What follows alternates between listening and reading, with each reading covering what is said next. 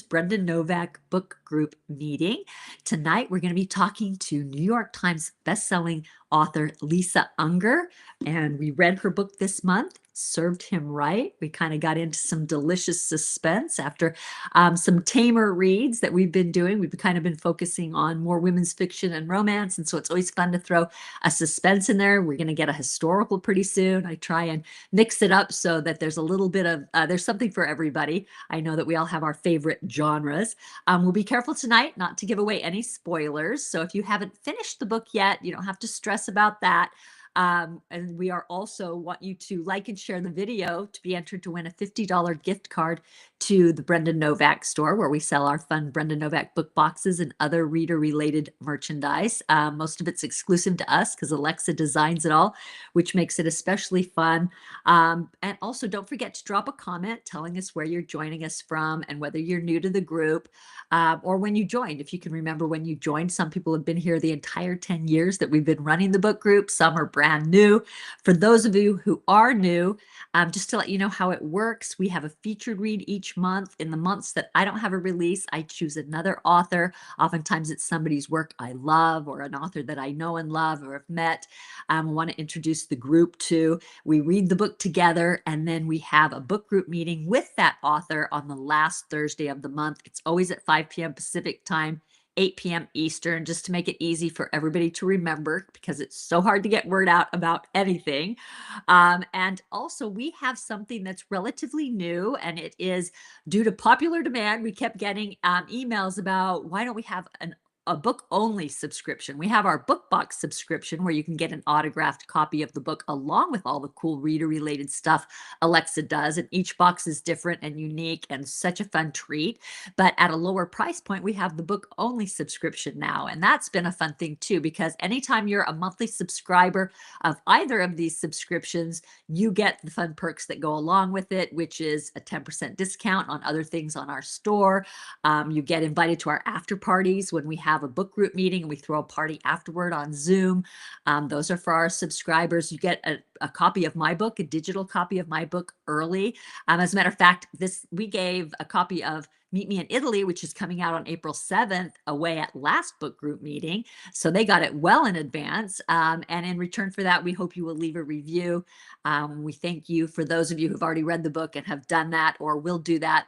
It's important to get those up the first week of release. So thank you if you are working on that. You can get these subscriptions at brendannovak.com. You just click on my store right there and you can sign up, or you can get a box here and there as you like, just for your birthday or Christmas or whatever. But we always sell out of December really early, so be aware of that. And we are sold out of September, or I mean April, with my book coming out. But Alexa held a few back for those who are new subscribers. So if you've been thinking about subscribing, now would be a really good time to do that, because you can get April's box, and it is going to come with some really cool things like these lemon motif glasses. Aren't they beautiful? Oh my gosh, if you look these up online, they're very expensive, and Alexa somehow managed to fit them in this box, even though they're fragile, big, and expensive. So she is a wizard around here. She also created these darling coasters that are so cute. My gosh, I think this is one of our favorite items. Look at this limoncello. I discovered that when we went to Italy for her wedding, and I love it. La Dolce Vita with the cute scooter. Ted and I have been riding a scooter around Italy just recently.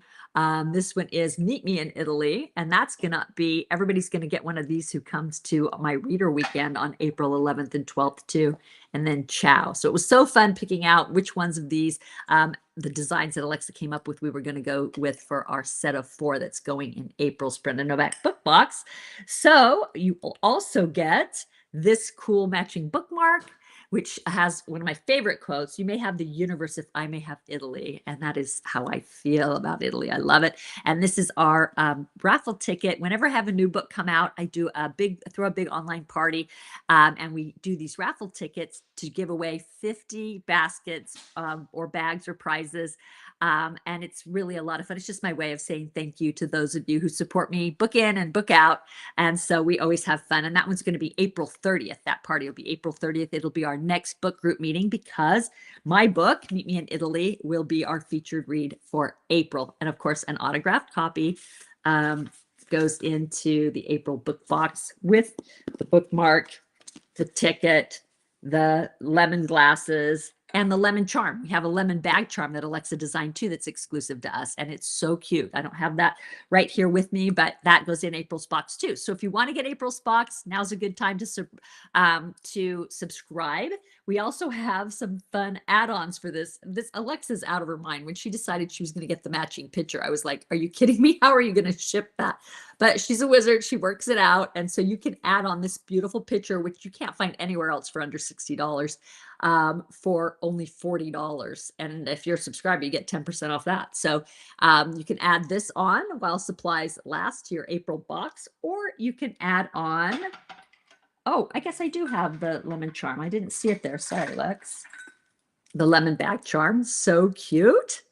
And you can also add on this darling Meet Me in Italy beach bag. And we actually saw some of these on the Amalfi Coast when we were just there 3 weeks ago. They didn't say Meet Me in Italy. This is exclusive to us, but they were cute. They'd say Praiano or whatever, and they were made exactly the same out of the same material and everything. So I was like, wow, Lex, we are dead on our Amalfi Coast stuff.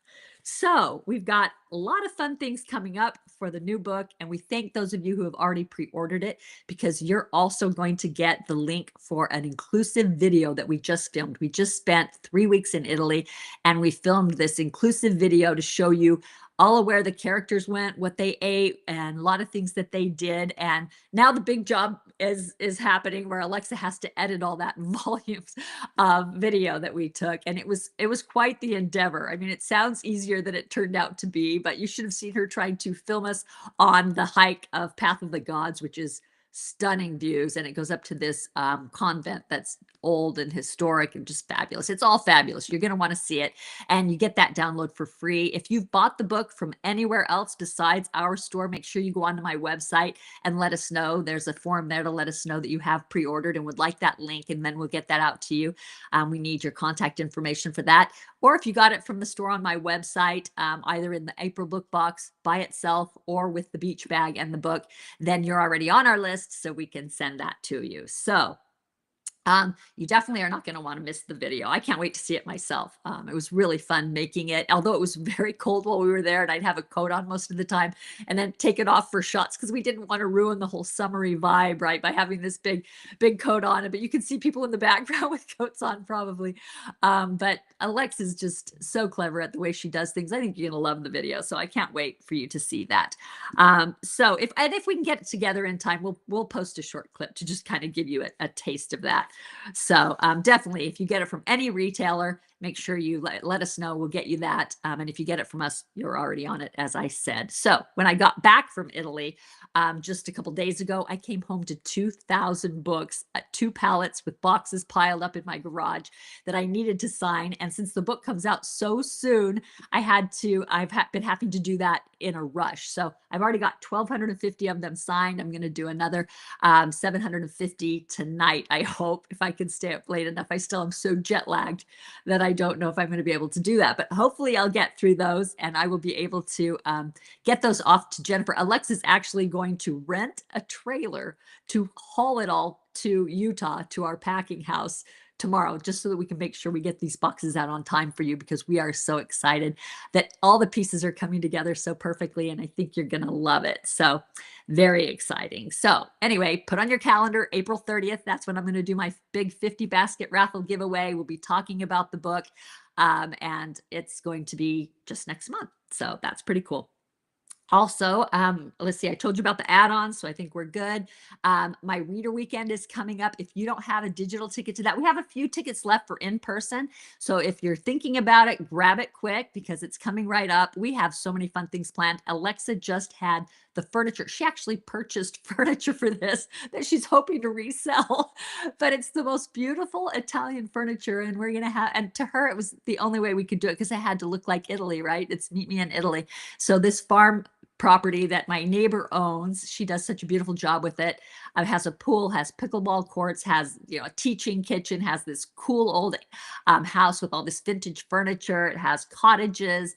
It's just going to be so much fun. And Alexa's come up with so many ideas, and I've had the opportunity of tasting the food, and it's just going to be wonderful. So anyway, we'd love to have you there with us in person, and can't wait to see those who are coming. And if you can't come in person, we had so many people email us that she created a digital option where you can join us via Zoom, and the link went out for free. Well, in addition to March's box. So if you got a March box, you already got that link, or you can purchase a $6 ticket on the website on my store to be able to join us for that. And you'll get to see things like, you know, my author interviews with Rayanne Thane, Jill Shalvis, and Anna Stewart are going to be our guest authors who's going to come to the guest signing that we're going to have there. We've got Ruby's Books, my local indie, who will be there to support our book signing. So there will be that as well.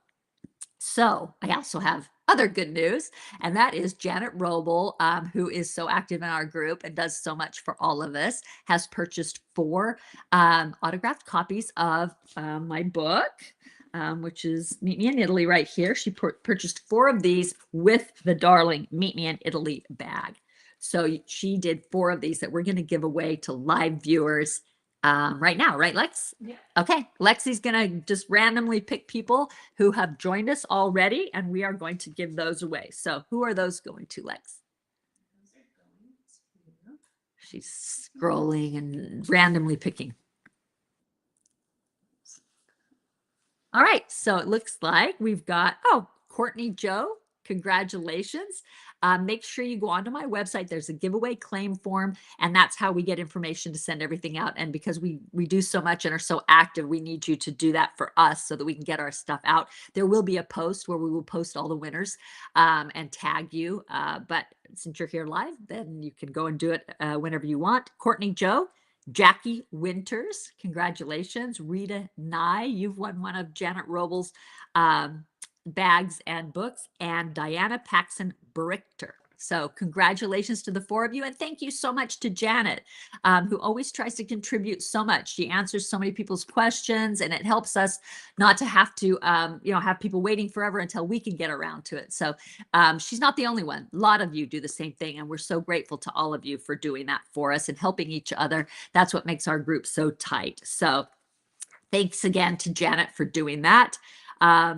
Also, we have a fun photo contest coming up, and we've done this before, so you guys know the routine, but I think it fits especially well with this book. So this one is going to be a $250 gift certificate to the traveling toward whatever you want to see, whatever vacation. It can be plane ticket, it can be used for gasoline, it can be used for hotel, or if you don't travel physically and you travel inside books, it can be $250 toward the bookstore of your choice. And that's what the winner will receive. And all you have to do is show me where I should meet you this summer, and include a picture of Meet Me in Italy in your post, and tag me at author Brenda Novak and use hashtag # Meet Me in Italy. And the winner will be announced on the first day of summer, June 21st. So I can't wait to see these pictures. It's always fun to see how creative you guys get when we do these photo contests. And Alexa and I always have the hardest time picking the winner. And we usually end up doing runners up and different things because we just can't find only one that we want to reward for doing such a great job. So anyway, that'll be something that'll be random, and we just can't wait to see what people come up with. So now, the moment we've been waiting for, I get to bring on Lisa Unger. Lisa is the New York Times best-selling author. She's an internationally best-selling author of 23 novels. I almost said 30. She's getting toward 30. 23 novels, and she has books published in 33 languages. That's where I got the 30. And millions of copies of her books have sold worldwide. She is regarded as a master of suspense, as you probably saw, and will agree with after reading Served Him Right. So welcome to Lisa. Hi Hello. guys. Hi. So great How to are see you? you, Brenda. Oh my God. It's Can I great just to see say you. you are amazing. You are such a powerhouse. I am Oh like in my awe of gosh. you. It's Honestly. Alexa, trust me. Like, she'll make up her It's mind to both do of you. something, and she powers through it, you know. I just told her, I'm Oh like, my it sounds gosh. like you're gonna drive to Utah and then come back the next day. But she's like, no, it's gotta happen. I gotta get these books up there. So It's She's doing it. amazing. You guys do so much for your fellow authors, and it's like such a gift. So thank you so much. Oh, thank you. Your hair is gorgeous, by the way. It is Thank so thick you. and shiny and lovely. It's just, oh my gosh, Thank you I'm so jealous of much. that great hair. Yeah, Oh no, my good gosh, hair thank day you. for you for sure. Thank you. So, thank you for signing all of those books. It was so Oh nice my of you to do that gosh. for us. I know it's a big effort. How long It did was that take so you? fun. Well, because they came late, remember, because I had to go up to see my mom, and then they came on the Monday, and we needed to get them back to you by the Tuesday. So they all came, and I was like, we've done this before, not so many, but I was like, oh, it's fine, we'll take care of it. And then all the boxes came, and I was like, oh my god. So I called my friend Erin, and she and her husband came over, and so it was me and my husband, Erin, and her husband, and we just powered through it in like 4 hours. Oh my So gosh, I 4 hours. unpacking, yes, unpacking, stacking, flapping, signing, repacking, and then maybe like more like 5 hours, and then waited for the labels to come, and then the next day taping all the boxes and labeling all the boxes and getting it back out there. And it was actually a blast. It was great. Uh, Thank you so much. An amazing, Well, thank amazing you for thing. doing it. I feel like that's Oh, what I makes loved our it. book boxes so special is that people can get Yeah. an autographed copy of what they're reading that month. And then at the end of the year, they have the whole 12 of to show what they've read that year. And I just think it's such a Yeah, fun thing. I love it seeing it is. on my own shelf. Oh, it's so great. I love it. Awesome. Well, we have one left of the Marches box. We save one for the meeting and we give it away to someone who RSVP'd to this meeting and who left a question for us. So Oh, we have that nice. winner that we get to announce now, and that is Chelsea Walters. So congratulations, Congrats. Chelsea. You're going to be getting March's book box. Oh, here's all the stuff in it. Lexi has me already besides the books. You get the bag and the yummy churro cookies and the virtual link to come to the reader That's so weekend. And of great. course, the read, which is the important part of it. So, yeah, so make sure you fill out the giveaway claim form, Chelsea, on my website, as I mentioned before. Now, for my favorite part of book group meeting, it's spill the tea. So, are you ready for some kind of hopefully playful but edgy questions? Absolutely. Bring on the edge. Let's do it. All right, let's do this. Okay, so your book deals with revenge. Be honest. Have you ever imagined getting revenge on someone in your real life, even if you'd never act on it?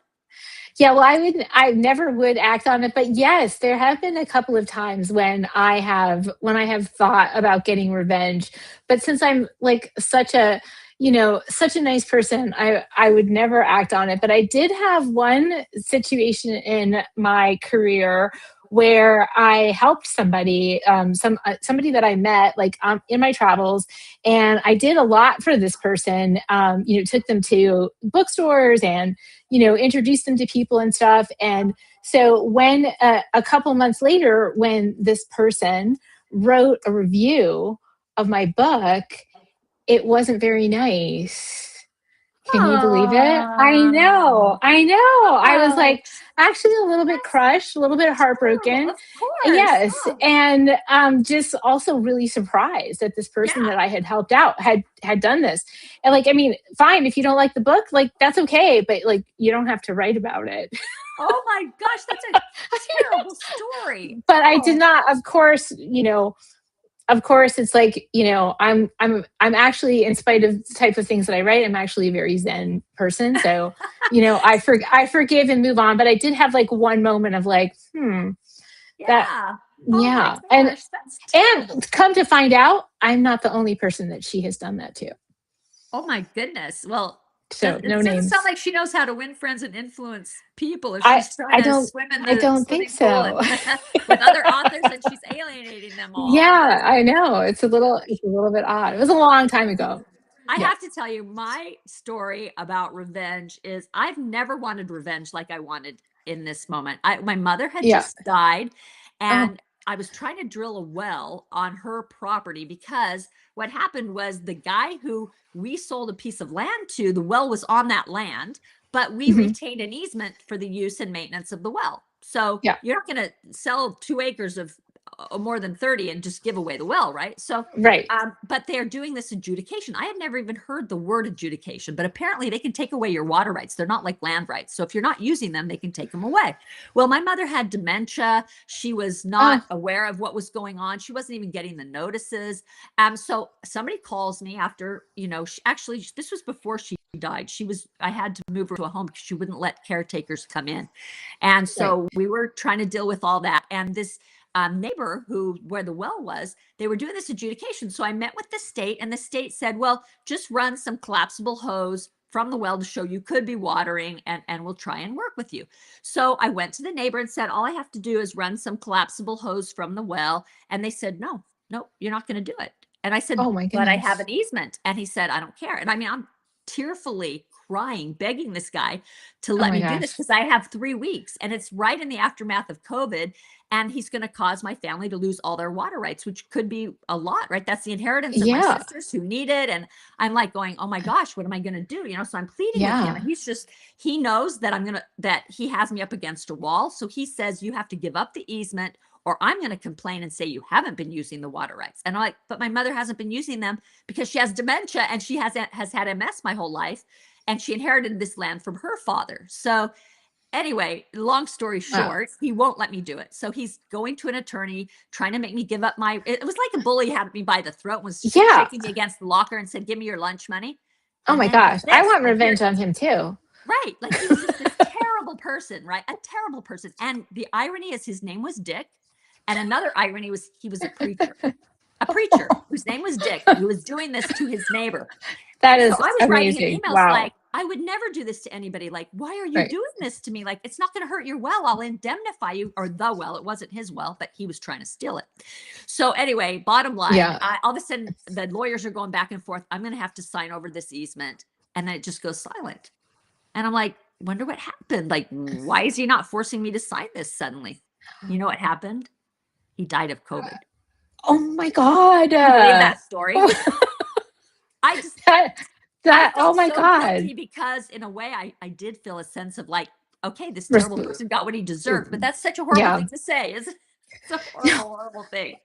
Oh But my I was gosh. so angry at the Crazy. time and so hurt by this guy that I Yeah. just couldn't believe that happened. It was like, I mean, don't you wow. think like the world would be like just so much of a better place if people were just kind to each other and like Oh had yeah. respect for each other? Like it's just that's a difficult story. Yeah. Yeah.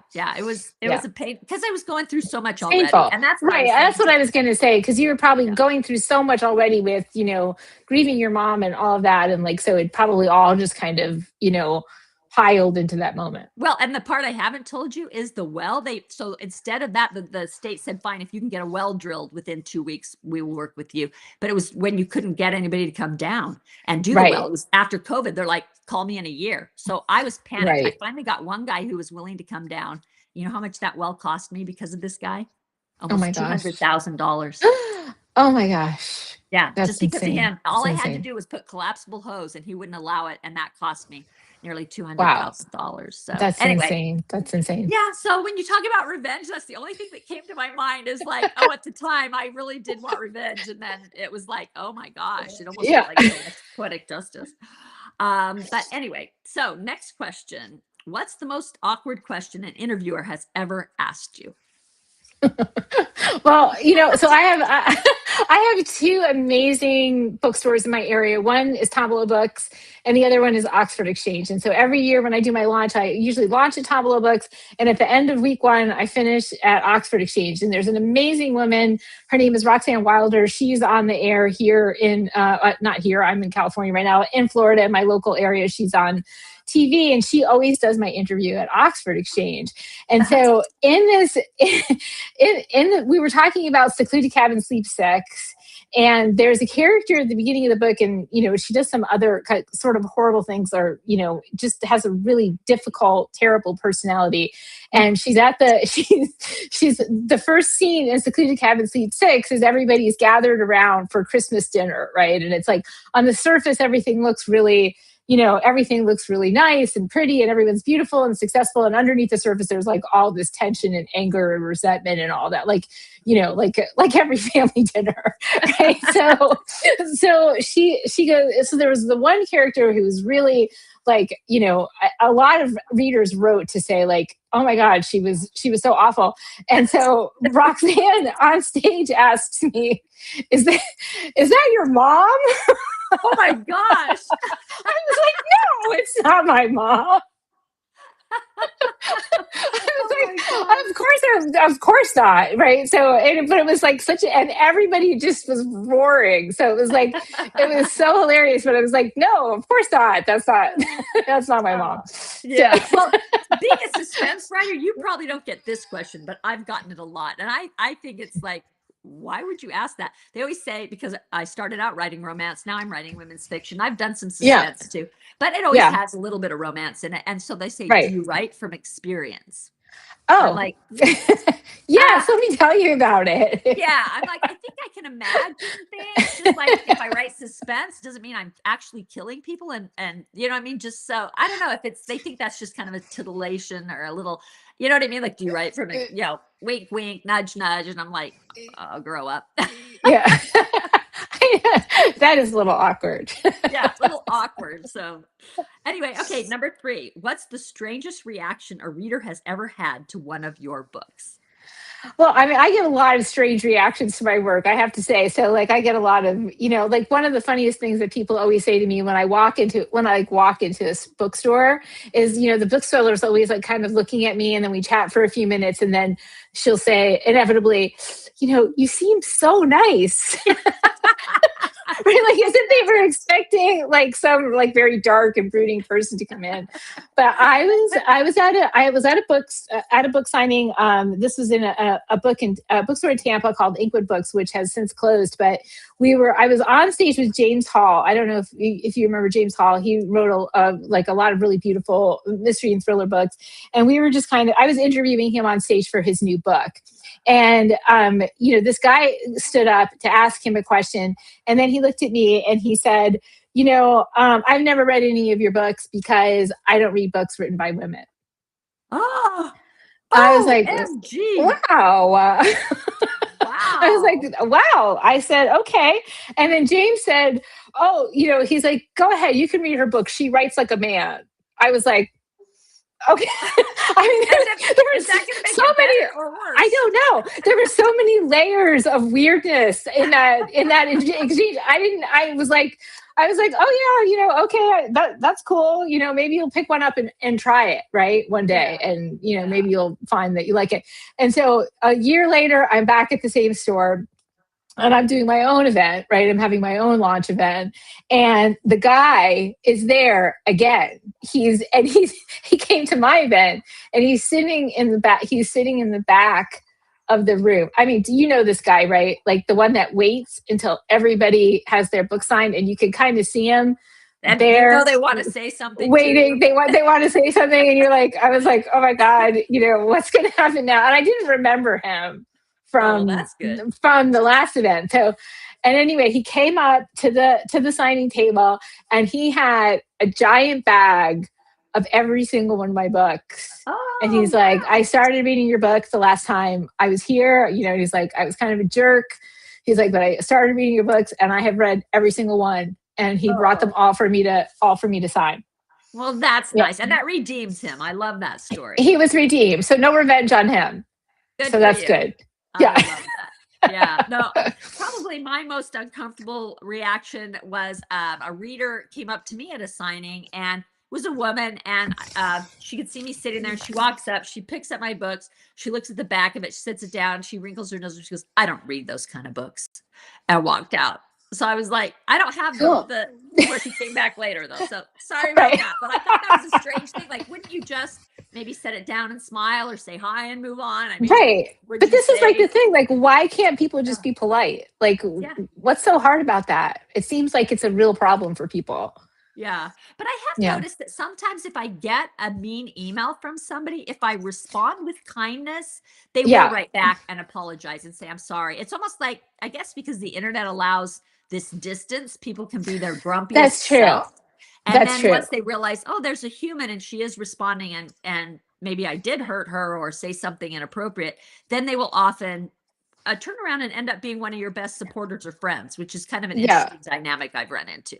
And I tend to do that too. Like I tend to answer, and then like if somebody writes and is like, whatever, I don't like you, I don't like your books, I'm like, oh, that's too bad, but here's a few authors that you might like instead.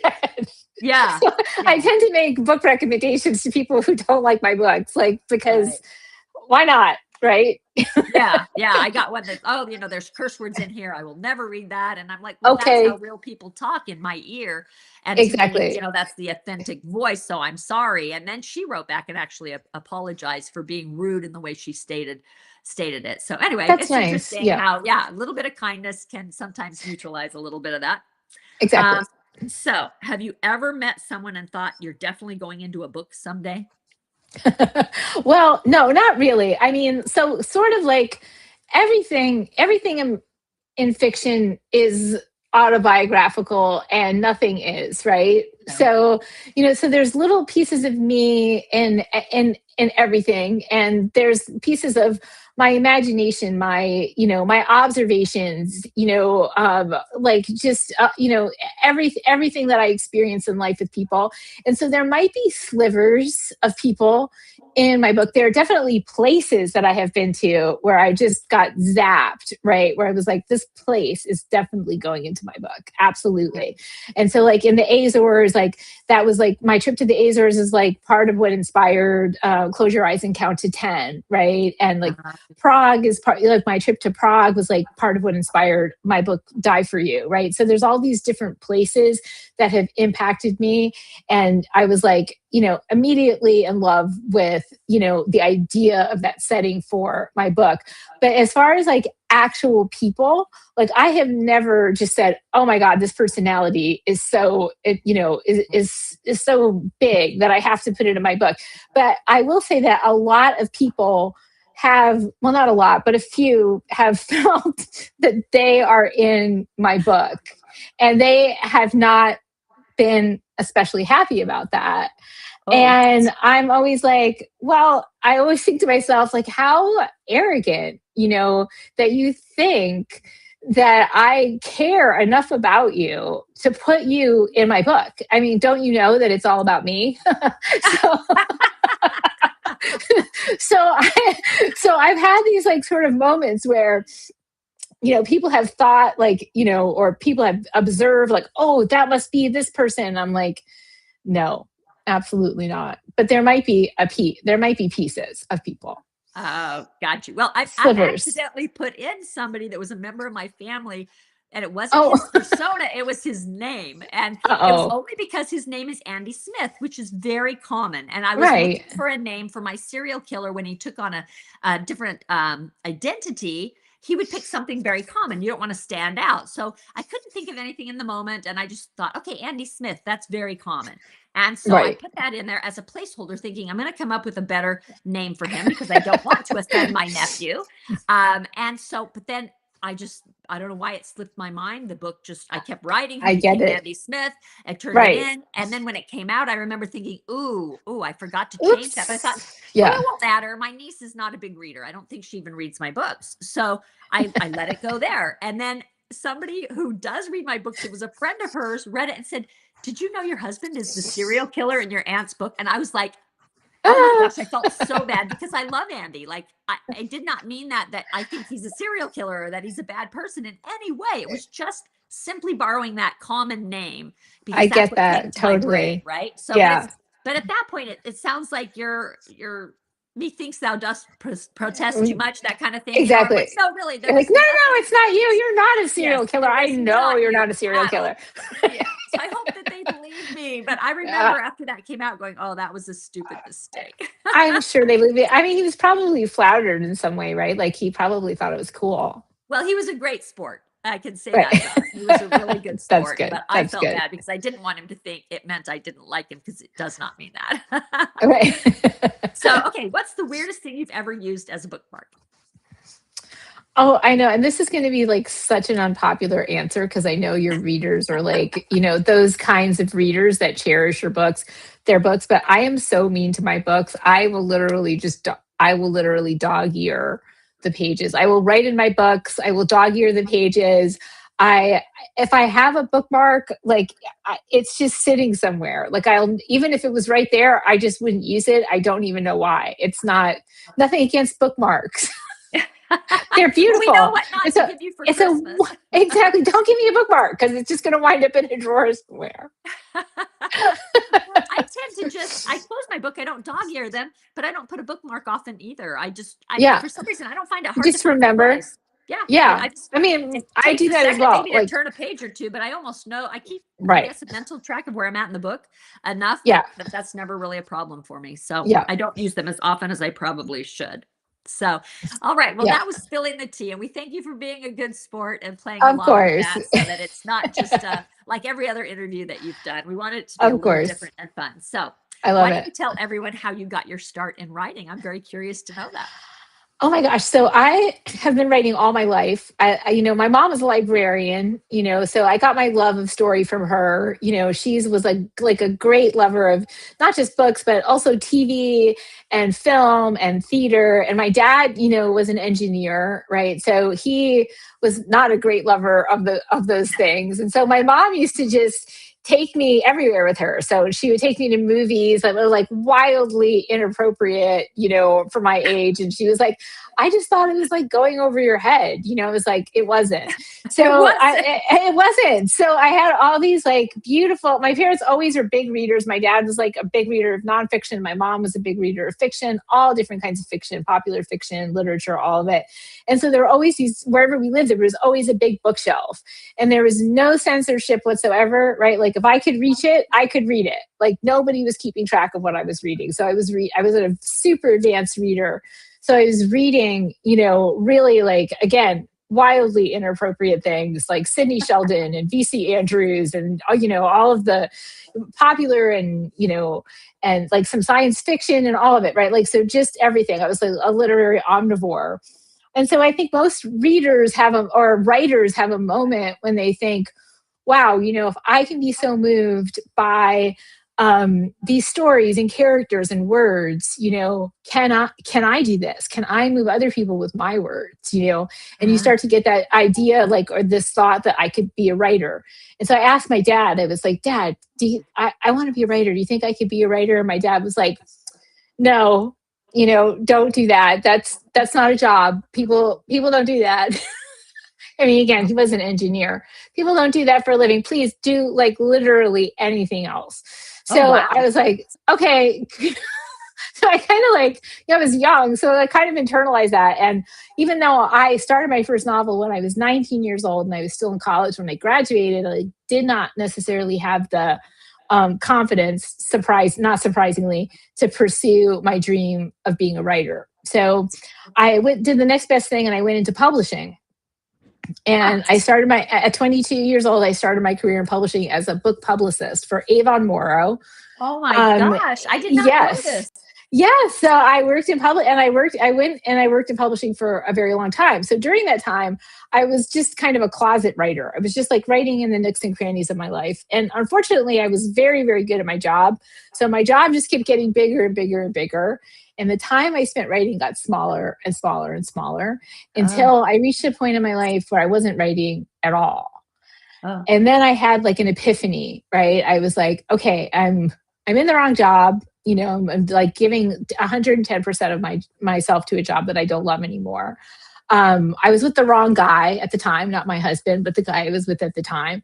And that the only thing I ever wanted to do, I just wasn't doing it. And I was like, okay, you're going to have to look back 5 years, 10 years from now and say, you know what? You never even tried. And I was like, okay, I can't live with that. I can live with spectacular crash and burn failure, but I'm not going to be able to live with a slow fade to nothing.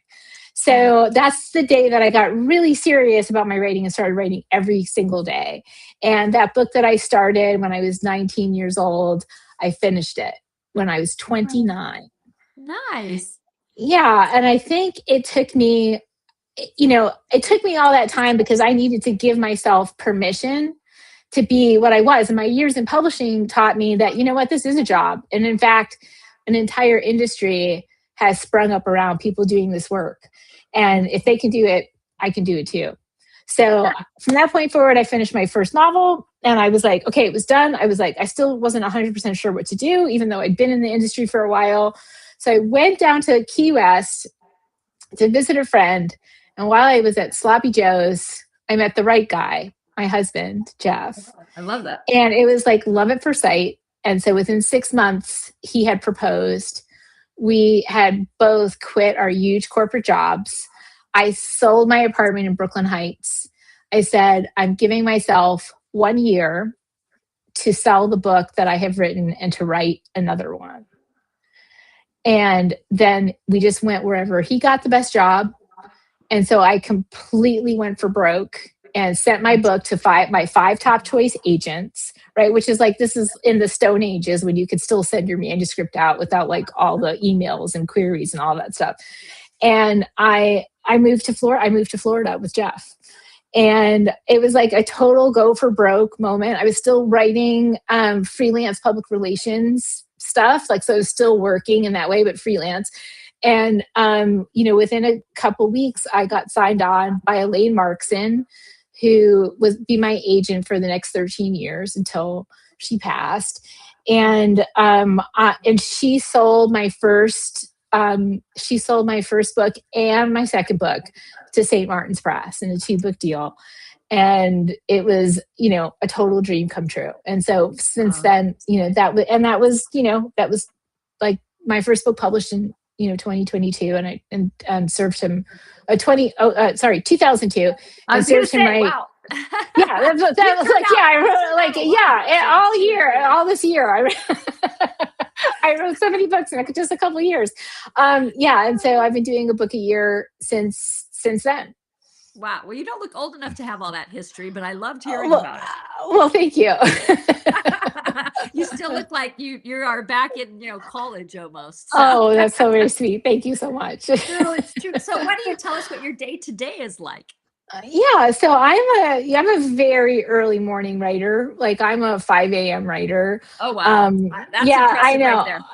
Right. I think it's like just your rhythm, your circadian rhythm. And I spent so many years like getting up early to write before work. And then when my daughter, who's 20 now and off to college, but when my daughter was young, like, I would work in those hours before she would wake up. Like I would always claim those hours. And it's still like what I tell my aspiring writers when I talk and teach and all that. Like, there's a few hours of the day that nobody wants. And those are the hours from 4 to 6 a.m., right? Like nobody wants that. Like you could always have those hours for your work. And so even now, like when things are crazy or something bad is happening in life or what, there's a lot of challenges or whatever, I still default to those early morning hours because, that's the time where everything is just golden, and it's just you and it's just your creative space. And that's when I'm the closest to my dream brain. And that is like, still for me, the best time. My best creative hours are from 5 a.m. to noon, which doesn't mean I don't write at other times of the day or, sometimes when it's very intensely towards the end, I write even longer, but those are my best hours. And then generally there's, creative in the morning and, a break for lunch and workout. And then, the work of the business of being an author for the afternoon. I try to really kind of batch that time, so that the creative time is always sacred. That is so smart because it allows you to concentrate deeply. I find that I've gotten in a terrible habit of clicking back and forth. And I've been meaning to fix that for some time and I haven't done it yet. Oh, there's a great book. I'm getting more and more addicted to, getting it's so easy to back out of what you're working at and it go is to social media or whatever. So absolutely. I need to do a little more what you're doing. I love that you batch it like that. I don't think I'll ever be able to get up and write that early. Like even when my kids were little, I could get up and work out that early, but I couldn't get up and start writing. I'd have to get up, work out, and get them off to school because I had 5 kids. So I wrote in the middle of the whole chaos at the dining room table with them running all around me, and so that train my brain to concentrate back at that time, but we weren't to so double addicted to social down. media. Yeah, exactly. Well, there's a great book called Deep Work by Cal Newport, and Uh-huh. that's where I read about batching work and how difficult it is. Like there's such a drag of your creativity, like it's to toggle, like it's so super easy to toggle out of the creative brain and Yeah. then, do this other stuff because it masquerades as work, but it's not actually work or the Right. kind of work you Right. need to be doing. But it's really hard to toggle back. It's really Hmm. difficult to toggle back. So that book actually changed the way I work because at the time that I read it, I was really struggling with with that type of thing too. Yeah, yeah. Well, I'm glad you shared it with me because I'm gonna Yeah, try and do that too. And I think it helps when you write that early because you're not getting emails.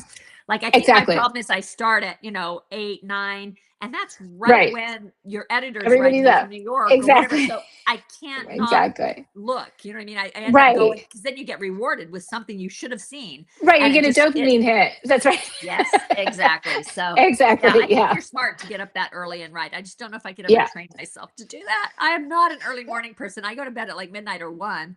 And Yeah. so it would be really hard for me to get up that early, but Yeah. it would be wise. So good for you. Yeah. So, what would you say is your core story? I mean, everybody has something a theme that typically comes up again and again in their work. Have you identified anything like that in your stories? Absolutely, yeah. I mean, I feel like there's a couple of themes that I feel like come up again and again, and one of them is like, what is the difference between justice and revenge? That's something that comes up again and again. But I think for me that the main theme or the main story comes from the first book that made me actually want to write thrillers, which was Rebecca Mhm. and I by Daphne du Maurier, and I feel like there's that common theme in my work of this ordinary girl caught in extraordinary circumstances who has to battle whatever it is, whether it's an external or internal thing, like maybe it's trauma or whatever it happens to be, and that she has to find herself and find her strength in order to overcome and to survive and be the hero of her own story. And so Yeah. I feel like that comes up again and again in the work. Yeah, it was definitely part of Served Him Right. Absolutely. Yeah, Yeah, absolutely it was. definitely. And now we get to talk about Served Him Right a little more specifically. Yes. So let's Yeah. do that. Um, we have some questions from readers, so we're gonna Okay. share some of those with you. Suzanne Gall Great. said, "What gave you the idea for this book?" Okay. So for me, it's always a collision of things, right? That create a novel, right? So in this case, so I'm always like obsessed with something. I always have something going on in my head that I'm really, really curious about. A lot of times it's technology. And like for Secluded Cabin Sleep 6, it was like Airbnb technology and like Last Girl Ghosted, it was like online dating, Confessions on the 745 was social media and how we're giving our privacy away. And so those are usually the kinds of things that I'm obsessed with, like some kind of, not the technology itself, but like how the technology rewrites the way we relate to each other. Yeah. In this case, my obsession was plants. So I read a book called Entangled Life by Merlin Sheldrake. Do you know that book? I don't. It's about fungus. So There and the is to that mycelial never. zombie show, Yeah. right? Where Yes. fungus is Yeah. kind of The Last of Us. yes. Yes. So yeah. So it's a very, but you really changed the way I felt and thought about nature, right? And trees and plants. And then I read another book called The Light Eaters by Zoe Schlanger. Beautiful book about like seeing plants and nature in an entirely different way. And then I read a book called The Most Delicious Poison by Noah Whitehead. And he's a botanist and he talks about plants and how they harm and how they heal. And he talks about them in like the framework of his father's addiction. So he talks about everything from opioids to tobacco, the deadliest plant on earth that kills more than 500,000 people a year. And so it got me really thinking about our relationship to nature and how we're so reliant on the planet to nourish us, but the same substances that can heal us can also harm us. And so I was really deep in thought about that kind of a thing. And then I came across a news story And it was about a brunch on the other side of the world, and a family sat down to get together and share a meal, and two people walked away from that brunch, and a few days later they were both dead. Wow. And at the time it was a mystery as to what had happened, even though it quickly became revealed that the hostess had had a similar incident, although not quite as dramatic, in her past. And I got to thinking about, not that specific case or that specific story, but the idea of, the woman in the kitchen whose role is to nourish, and who instead, when people gather and she has their trust, instead of nourishing, she poisons them. And Wow. so I had that thought, it was those collisions of things that, led to, and then I hear a character voice. And in this case, Anna Blacksmith was my first voice that I heard. And that's when I know there'll be a book. Awesome. I love that. And it Yeah, reminds me of a quote from your book. Girls, remember this: the only difference between poison and medicine is the dose. exactly right. Yeah, yeah. So good. I love that Yeah. answer. Sharon Collins wants to know, oh, well, first Dana Anderson says, did you already know a lot about plants or did you have to do a lot of research? Sounds like by reading Yeah, these books, both. that's what actually Yeah, agitated your imagination. You didn't go in search of it for the book. It kind of happened the reverse, right? You read it yeah, and and wanted, that's yeah. usually the way it happens. Like I usually am already researching something, right? Like there's certainly things come up in the writing where you need to stop and research, but I was already deep into research on this, and I do kind of think of my life as like a continuum. It's like reading, writing, researching, living, repeat. And so it just kind of, so like often the research leads to the novel, and then sometimes the novel requires something more in depth, because I'll run into somebody who's doing something that like I don't have any knowledge of, and I don't know why they're on the page, so I have to go, okay, well, let's go figure out what they're doing, because all plot flows from character for me. So that's kind of, sometimes it works in the reverse, but in this case I was already like deep in. Yeah, yeah. Yeah, Well, that makes sense. Sharon yeah. Collins says, "Is there any secret story behind the title?" From my perspective, I think it fits so well. I was wondering if Yeah, you came up with this or if your I did publisher not. did. How did the title come to be? Yeah, so titles are tricky, as we all know, right? Like you think it's the domain of the author, but it actually is not. It's really the domain of sales and marketing. Right. And so the only thing I know for sure about titles is that if I have a title for a book that I absolutely love and that I know no other title will do, that will absolutely not be the title of the book. Like that's the only thing I know for sure. If I have a title on the book that I just kind of think, that's okay for now, and that all of a sudden everyone seizes on that as like the best possible title for the book, I'm like, no, this is just a placeholder. But in this case, my editor happens to have like an extraordinary gift for titles. And so, and usually we have some kind of a battle. Usually there's some kind of like, I have a title and I can tell when she doesn't like it, because when she writes to me about the book, she calls it the manuscript, right? She doesn't refer to the title that I titled the book as. So I know, right? Like there's a problem with the title. And And so who usually who we is have your some kind editor, of Lisa? Erica Imrani at Park Row, HarperCollins. Yeah, Okay. she's amazing, and we've been working together for a long time. So usually I'm like, oh, like like, so The Stranger Inside, my title for that book was The Nightjar. And I don't like. Do you know what a nightjar is? It's a hawk that hunts at night and it eats insects. So it's Oh. extremely relevant to the book. And I was like, she's like, nobody knows what a nightjar is. I'm like, I know, but like, isn't that intriguing? Like, you want to know what a nightjar is? She's like, no. I was like, she goes, and everybody hates birds. I'm like, that is so not Everybody true. It's hates absolutely not true. birds. Right? So anyway, we went back, and then it's an email chain between me and Erica and my agent usually, and we're like, okay, what about this? What about that? And then finally there's one that everybody's like, oh my God, that's it. And so, but in this case, she came up with that title almost immediately. And I don't even remember what the original title for that book was, because as soon as she said it, I was like, oh my God, like, why Right? didn't I think of that? It's It's a the most great perfect title. title. It Yeah. is. It really is. Yeah.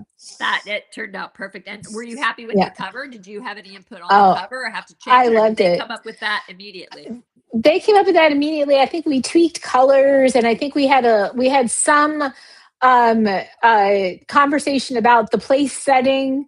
You know, like it was, we were trying to get it to look, and then I think we finally decided on the slash that's across the cover to make it seem a little bit more ominous. Suspenseful? And like I Yeah. love the how you can see the lettering in the, in the Oh, tear on the book jacket. Yeah, yeah. like, yeah. So yeah, and I think it just, it's like a little bit of a back and forth, until we found, everybody found the right, but it was like kind of a fun back and forth because everybody was like Very kind of clever. excited. Yeah, I think the Yeah, packaging turned out perfect. So you must have been thrilled gorgeous. with I that. was Yeah, thrilled. it turned out Yeah, good. So yeah. Suzanne Jane asked, she said, "Who is your ride and die best friend? And would they help you investigate to prove you are innocent of a crime? How did you meet them?" I thought this was such a good question. That is such a great question. Well, I my know. there's two answers, because my husband is my ride or die. He's my best friend. He is like my partner in crime, and he does so much for me. And he's with me on the road all the time. But I also have another amazing friend, my friend Jen. She is absolutely like, it's our, like, hey, if you have a body in the trunk of your car, give me a call. We're going to Mexico, right? Like she she's the one. And we met through our daughters. Our daughters were very close friends, in third grade, and we met through the girls. And we always promise ourselves, because girls relationships change, right? Like, so even if our daughters are no longer friends, we are always going to be friends. And she's the one who we digs into research with me, and we talk, I talk to her about, oh, I've got this thing on my mind, and she's willing to like unpack anything with me. And we've just been friends for so long. And she's, Oh, it's wonderful she to have was, a friend like that. yeah, she's amazing. And she would definitely, help me get to Mexico if it came down to it. Well, I would have to say that would be my mother-in-law, which is such a strange answer, I know, but I don't know Oh, so anybody nice. who looks out for the people that she loves more than she does. I mean, she would I love literally go that. out and help me bury a body. Yeah, And she's the absolutely. only one I It's a know no for brainer. sure would Yeah. do that. Sometimes they just got to sometimes people have to get, cured, as in the book, and then you have to take care of that. So you Yes. got to have the person who's going to help you. That's right. That's right. So Nancy Jenke from the book group wants to know, or do you have groups like this from your book where you are currently formerly lived? So I think she's asking if you have the same, like a group of friends like that. Oh yeah, or does she mean like the herbalists and stuff like that, or do you think like a group of Do friends? you Yeah, I have feel groups like, like this from your book? Groups like oh, this. well, I mean, I will say that, so in the book, we have this really strong cabal of women, right? There's Agnes and Vera and Anna, and Vera's daughter, Coraline, so there's this generational knowledge that gets passed down. And the women in this book are all of them very different, but like very powerful in their different ways. And so I do feel that way about my life, that the most powerful people in my life, my grandmother, my mother, that they are, all of those, the most powerful people in my life are women. The strongest people I know in my life are mothers. And this is something that, I think comes up again and again in my book. And those relationships, whether they be professional or friendships or family relationships, like those have been the relationships that, have sustained me, and that every, advancement in my life and my career has been because somebody helped me, and that person was usually a woman. So I Yeah. feel very strongly about the powerful female relationships that I have been lucky enough to have in my life. Oh, that's Yeah. wonderful. Linda Nabling wants to know, why did you choose to write with multiple points of view? What did you think that helped in the novel? Let's tell her a Oh, little this bit is a great. about that artistic choice. Yeah, so for me, it's not really a choice. Like, so when when I hear a voice, it's either, it could be a very, very intense first person present tense, and that's what I'm hearing. Like, I couldn't then later on go back and say, oh, this needs to be third person. Like things like don't work like that for me. So I hear a voice and, it might be first person, it might be third person, it might be different perspectives, different characters in the book might Uh-huh. have different tenses. Even we might even be, omniscient for one and, a direct telling from another. And so those choices don't really come in, they don't really come into play as choices. It's just the way I hear those voices. And so, but I love both types of writing. Like I love that, that intense first person, present tense narrative. Like I really love that kind of writing as well. But like this kind of writing, when there's like a cast of people and all of them have different perspectives and different perspectives on each other. I really love that as like kind of a mosaic. I feel like Uh-huh. there's all these different pieces and you're experiencing the inner life of each character, but you're also seeing them from the outside, Yeah. as well, from other people, and all the flaws and the way we perceive each other and perceive ourselves, can find their way onto the page in this really interesting way. And so I feel like every piece is really unique and special, like every voice, but together it creates a mosaic, and that's the story.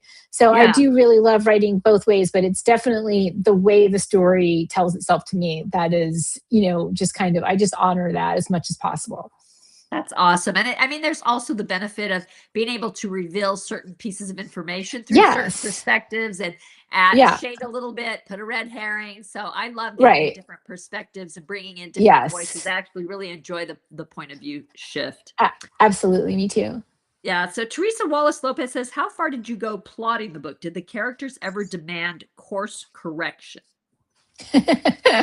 Well, I mean, they may demand course correction, but they don't get it from me. I let them, I really do follow my voices through the manuscript. Like when I sit down to write, I just do have one person. And like, so in this case, it kind of started with Anna, where she was like, basically pulling up to a bar by the side of the road, getting ready to meet a guy that she'd met on an app for just like no strings connection, we'll say. And and all I knew about her at the time is that she was acting from these really dark impulses. I knew she had unhealed trauma because who doesn't. And I knew that she was acting from that, and that in my interior examination of her, she's saying like, I'm here doing this thing and I know my sister would never do anything like this. So I knew she had the sister, and I could already feel the antagonism but also the love and the wanting of approval for that relationship. So I follow that voice through. And things are, it's very organic for me in that the story reveals itself to me on the page very much the same way it will reveal itself to my reader later. Yeah, Of that's course, how in I that write too. second draft, yeah, I mean, like I feel like I write for the same reason that I read, because I Yeah. want to know what's going to happen to these people. And so that's been, the way I've written everything, every novel, every novella, every short story. So I just have, it's kind of an act of faith, but I don't Yeah. really think it's that different from like, like the people who, write their outlines and character sketches, and plenty of people do that to great success. And there are plenty Yeah. of people that write like we do, and that's great too, also to great success. But I don't think it's that different. I feel like those plotters are just building a scaffolding. And the like, I don't like pantser, but I'll say gardener, we start from the ground up. Like that's how I feel. Like I'm just laying layer after layer, and the story evolves. And that's the joy of it for me. Like just being with those Yeah. characters and finding out what's going on in their lives. It goes so flat for me if I know what's gonna happen for some I reason. All the know. emotion and the Yeah. tension leak out of the I know. novel. I've tried that. Or because I kinda start forcing it the way that the outline should go or whatever, and it Yeah. works better for me just to let the plot grow out of the characters, and I find Agree. that more of the writers that I interview than not actually approach it that way. It almost seems maybe like a male-female thing, like, males are much more likely to plot, females are Yeah. much more likely to, like you said, pants or Yeah. garden or however you wanna put Garden. it. Yeah, yeah. Yeah. So, Yeah. I that's an think that's true. interesting I think that's stereotype, true. but it does Yeah. seem to hold true with my interviews at least, which isn't probably a large enough sample size, but I've been doing this for 10 years, and I don't know that Yeah. I haven't met very many, writers who actually plot, but maybe because I've interviewed Yeah. mostly women. Yeah. I And mean, the 2 men that may I've be true. interviewed do have plotted, at least Yeah. I've done 2 or 3, but yeah, they do Mm. plot. I Interesting. think I've done 3 or Interesting. 4 actually. All right, so, Mary McDowell wants to know, what made you want to write psychological thrillers? Are they also your favorite to read? Good question. I don't feel like I chose thrillers. I feel like thrillers kind of chose me.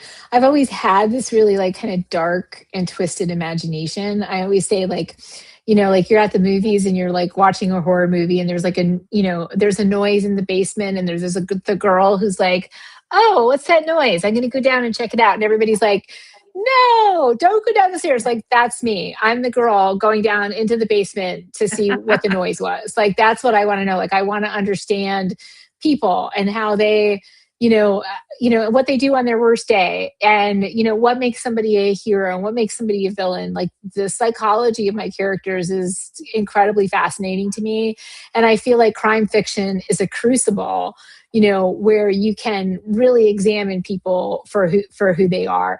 And so that's kind of what drives me. I do love thrillers, of course, but I'm also like a literary omnivore. So I read everything from nonfiction, science fiction, horror, thrillers, the classics.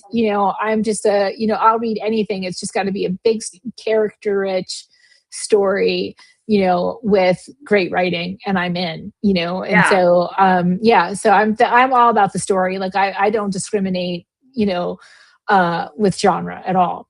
Yeah. Yeah, I'm an Yeah. eclectic reader as well. As a matter of fact, I think it Yeah. enhances my writing because there are so many Oh, of course. parallels and other things you learn or pick up from other Yeah, genres, and it just totally. kind of goes in that mix of the Yeah, well that you're able to pull from. So I too read a lot of 100%. nonfiction and other things. So Ruth Petruski says, just wondering if this is the first time you've ever met Brenda. And I actually think this is the first time we've ever It met. is. We've Yeah. never met in person. How is that possible? I don't know. I have only gone to Thriller Fest once. Do you go every year? Well, I'm the co-president of ITW, so yeah, and Oh, I have there been you for the go. last for 6 years. So yeah, Oh, well, I think I'm gonna go this yeah. summer.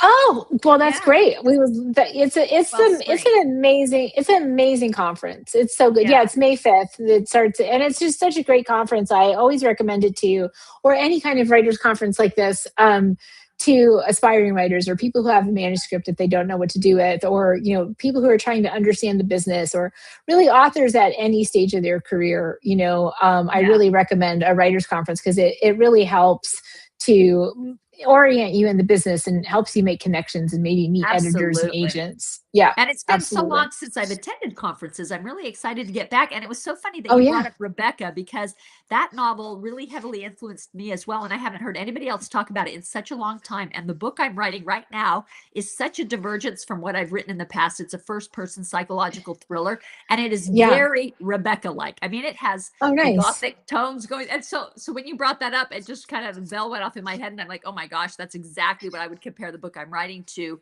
is closest to Yeah. that than any of the other books Yeah. I've ever read. And so I thought, oh, I've got this book. I should probably go and see what that genre is doing. I've been out of it long Yeah. enough. I have written other suspense, but I've been mostly doing women's fiction lately. So I'm considering going, and I think it would be fun. Oh So maybe I'll get to yeah. meet you in person there, which would be Absolutely. awesome. Well, get in touch with me and I'll put you in touch with Kim Howe, who's the executive director, and we'll, make Yeah, it I fun for actually you. know Kim. I've featured her Oh in the great. paper before too, and she emails me the notices about ITW, and that's what reminded me Oh like great. I should go to Yeah, ITW. she's amazing. She's Yeah, amazing. she really is. Yeah. She's on top of things, that girl. So, She um, absolutely is. Belinda Hilly says, do you get any of your ideas from true crime shows? I mean, I do watch a lot of true crime, a lot of new, like not like necessarily like a podcast, of course, and I'm just a news junkie, so I'm Uh-huh. constantly reading and reading and reading. So, I might take inspiration or certain pieces from that. I don't do any kind of like like fictional retelling of Yeah. actual stories. Like I have things from my own past that I have brought forward, like, but not like a retelling of those things. So, I mean, I might take pieces, but never the whole thing. Got it. Got it. Yeah. Well, our last question, because we're over time, I'm going to end with this one. What do you like to do when you're not writing? Oh, And I'm that was always writing. Lisa Tucker asked that. Well, I love yoga. Yoga is like one of the main things I do, for fitness and for mental health and all of that. So I read, I cook, my husband and I love movies. We love to entertain. We love to travel.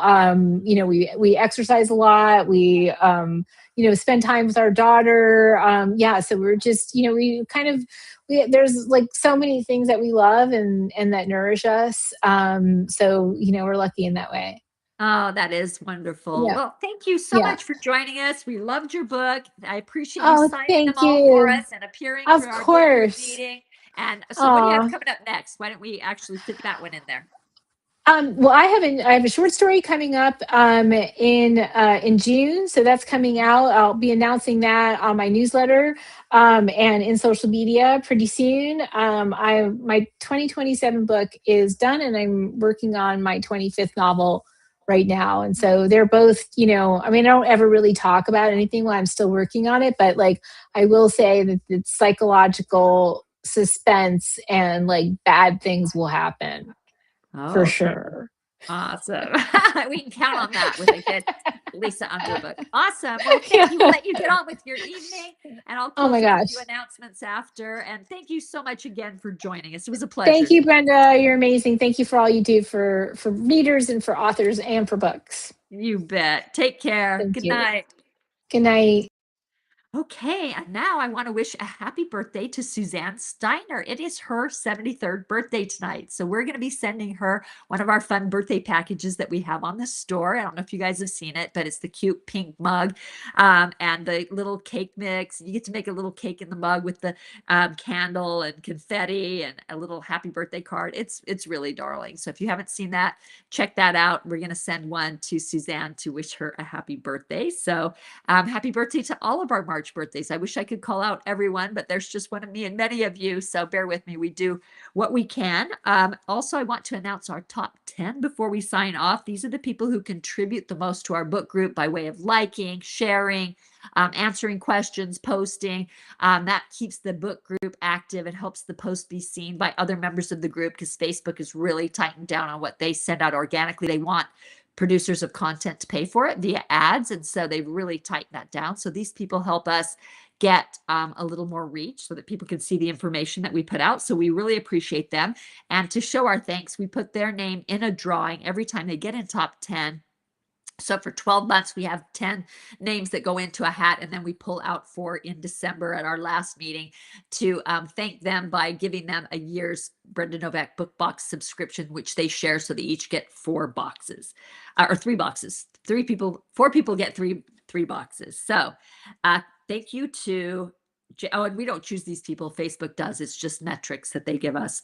Janet Roble, Star Roybal, Nicole Duvall, Juanita Ramirez, Christina Modges, Nancy Brady, Joe Marie Maderer, Marie Christensen, Cheryl Ferguson Little, and Virgie Lane. So thank you to each of you. And remember to read and record our Marches Read by April 15th on my website so that you can be entered to win the $100 gift card that we give away once a month for those who have been keeping up with their reading. And I actually want to make sure that you know, even if you fall behind, it's okay. You can still earn your pin for the year. You just have to finish all books by January 15th of the next year. So if you fall behind and you still want to earn your free enamel pin, you're still on track, and you can also still be entered to win the grand prize, which is a dedication in one of my future novels. So, and if you skip a month, you can just get back on track the next month too, because we do that $100 gift card giveaway every month. And this month I get to announce who won February's was Connie Anderson. So congratulations, Connie.